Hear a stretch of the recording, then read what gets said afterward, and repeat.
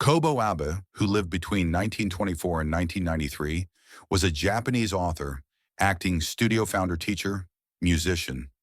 He studied medicine both because of the persuasion of his father, who had a clinic, and also to avoid being enlisted for war. After his father's death in 1945, he started writing and also married M. Yamada, who was an artist and stage director. Their daughter was born in 1954.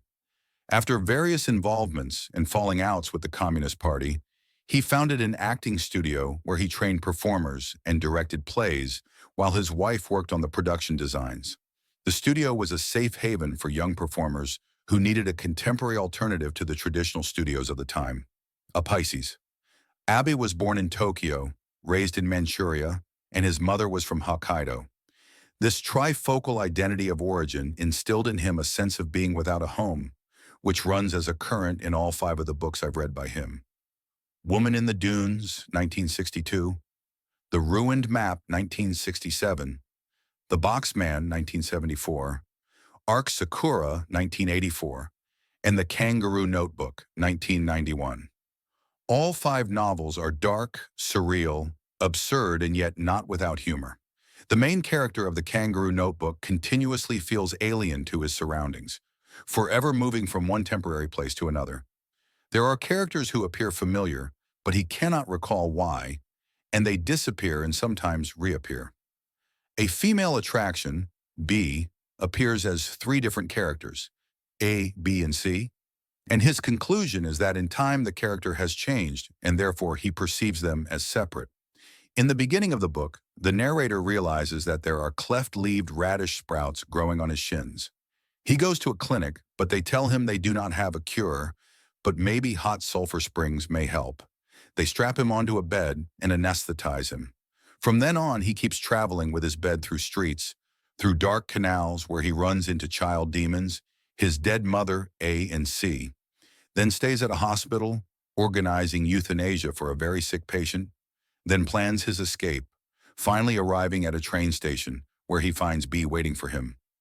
The self-propelled bed appears every time he is in trouble, rescuing him until it is crushed by a train while B and the Sprout Man wait for the circus to arrive. B sings a haunting song where kidnappers used to hunt kids. Now kids hunt kidnappers, and no one can remember where life began. No one can recognize when life ends. But the festival begins, and the festival ends.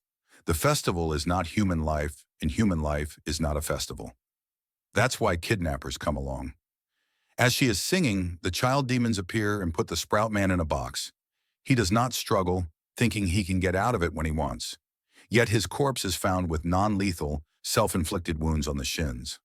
The whole story begins after he has to propose a project for his company, and he nonchalantly comes up with a kangaroo notebook idea. It may be said that this careless approach takes him into a journey which leads him to the bitter end. Just like carelessly thinking he can get out of the box, the child demons put him in takes him to his death. It is interesting to note that even though there are separate characters in this novel, everything flows together like a river, everything smears on everything, everything merges into everything, and despite the surrealism, everything is tightly connected, and the novel flows wonderfully from beginning to end. Every absurd sprout in the book is born separate into the story, but every sprout becomes part of the forest river.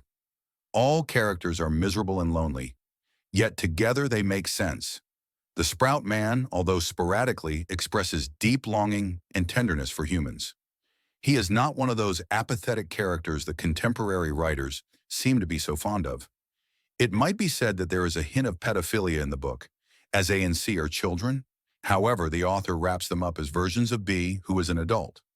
Also, Sprout Man diagnoses a sick patient in the hospital, saying incestuous behavior on his part is the reason for his impotency. Abe in this book, similar to Aleister Gray, may be carelessly marked as a misogynistic pervert. However, on close inspection, they are both aware of the trouble with their tendencies shaped by the culture they were brought up in. This aspect is largely overlooked in haste for both authors. The doctor and the nurse figures who are also in The Boxman are probably Abe's nod to his past in medicine, and his sober surgical descriptions, somewhat ground and supply, needed contrast to the surrealism of the book. This is a musical novel where the streams of consciousness do not become a jumble of random parts, but skillfully intertwine to the end.